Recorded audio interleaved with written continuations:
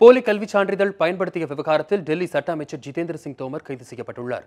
டெல்லியில் அரவிந்த் கெஜ்ரிவால் தலைமையிலான ஆம் ஆத்மி ஆட்சியில் சட்ட அமைச்சராக பதவி வகிப்பவர் ஜிதேந்திர சிங் தோமர். டெல்லி திரிநகர் தொகுதியில் போட்டியிடும் போது தாக்கல் செய்த வேட்புமனுவில் தாம் பீகார் பல்கலைக்கழகத்தில் LLB சட்டப்படிப்பு படித்ததாக தெரிவித்திருந்தார். இந்நிலையில் அந்த சான்றிதழ் போலியானது என குற்றச்சாட்டு எழுந்தது. இது தொடர்பான வழக்கு விசாரணை டெல்லி உயர்நீதிமன்றத்தில் நடைபெற்ற போது தோமரின் LLB சான்றிதழ் போலியானது என பீகார் பல்கலைக்கழகம் உறுதிப்படுத்தியது. இந்நிலையில் டெல்லி ஹவுஸ்காஸ் காவல் நிலைய போலீசார் இன்று காலை தோமரை விசாரணைக்கு அழைத்துச் சென்று பின்னர் அவரை கைது செய்தனர். தம்மை கைது வாரண்ட் இல்லாமல் கைது செய்துள்ளதாகவும் இது அரசியல் பழிவாங்கும் நடவடிக்கை என்றும் தோமர் கூறியுள்ளார். டெல்லி சட்ட அமைச்சர் தோமர் கைது செய்யப்பட்டது குறித்து கூடுதல் விவரங்களை நமது டெல்லி செய்தியாளர் அருவேலிடம் கேட்கலாம். அருவேல், தற்பொழுது டெல்லியில் சட்ட அமைச்சர் ஜிதேந்திர சிங் தோமர் கைது செய்யப்பட்டிருக்கிறார். குறிப்பாக ஆம் ஆத்மியை பொறுத்தவரையில் தற்போது ஒரு அசாதாரண சூழல் நிலவுகிறது என்றே சொல்லலாம். இந்த ஒரு விஷயம் எந்த அளவிற்கு கட்சியை பாதிக்கிறது அருவேல்?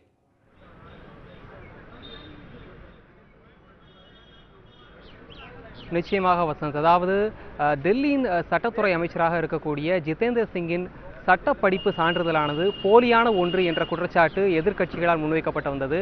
இந்த நிலையில் சந்தோஷ்குமார் என்ற வழக்கறிஞர் தில்லி உயர்நீதிமன்றத்தில் டெல்லியின் சட்டத்துறை அமைச்சராக இருக்கக்கூடிய ஜிதேந்திர சிங் தோமரின் சட்டப்படிப்பு சான்றிதழ் போலியானது என்று வழக்கு ஒன்றை தொடர்ந்திருந்தார்.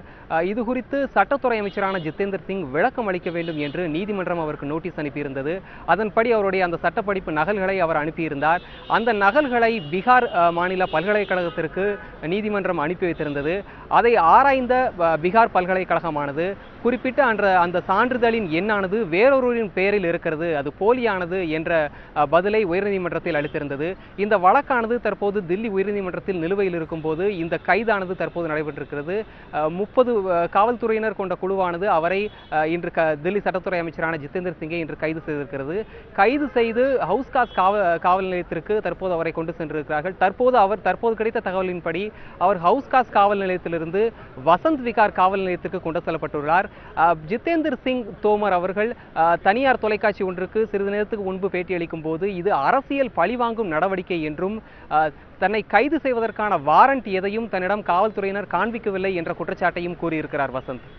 அருவேல்ராஜ், ஆம் ஆத்மியை பொறுத்தவரையில் இந்த ஒரு செயலை அரசியல் பழிவாங்கும் நடவடிக்கைகள் என்று அவர்கள் சொல்வதற்கு என்னென்ன காரணங்களை முன்வைத்தார்கள்?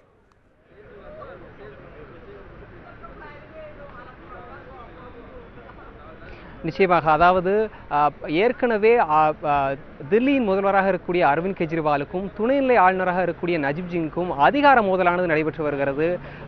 அரசு அதிகாரிகளை நியமிப்பதில் ஏற்கனவே பல சிக்கல் நிலவியது. அதேபோல் தற்காலிக தலைமைச் செயலராக சகுந்தலா காம்லினை நியமிப்பதில் சிக்கல் எழுந்தது.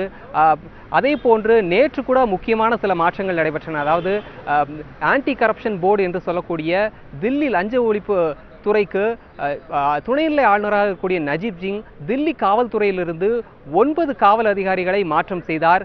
இந்த உத்தரவானது தங்களிடம் கலந்து ஆலோசிக்கப்படவில்லை என மணிஷ் சிசோடியா குற்றம் சாட்டியிருந்தார்.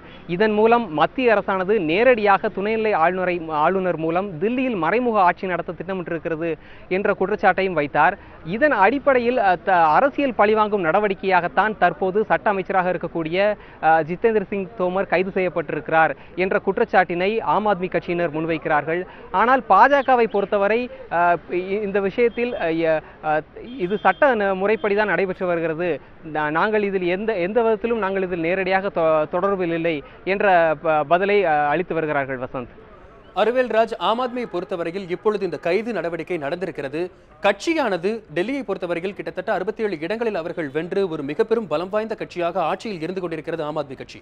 இப்பொழுது சட்டத்துறை அமைச்சர் ஜிதேந்திர தோமர் அவர் கைது செய்யப்பட்டிருப்பது கட்சிக்கு எந்த வகையிலேனும் பின்னடைவை ஏற்படுத்தி இருக்கிறதா?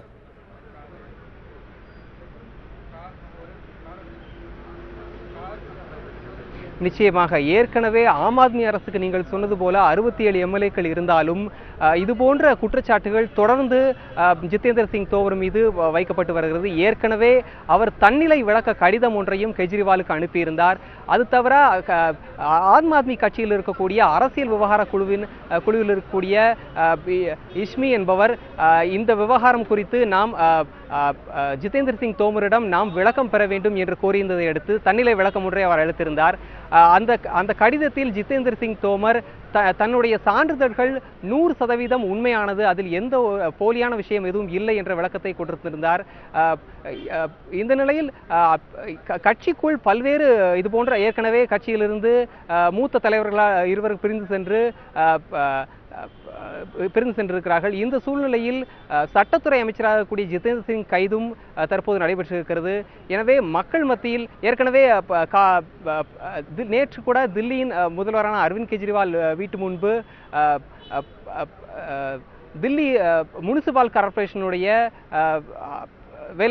முனிசிபல் கார்ப்பரேஷனில் வேலை செய்யக்கூடிய நபர்கள் போராட்டத்தில் ஈடுபட்டார்கள். தில்லி அரசிற்கு இது ஒரு நெருக்கடி என்றே சொல்லலாம். வசந்த், உங்கள் தகவல்களுக்கு நன்றி அறிவியல்ராஜ்.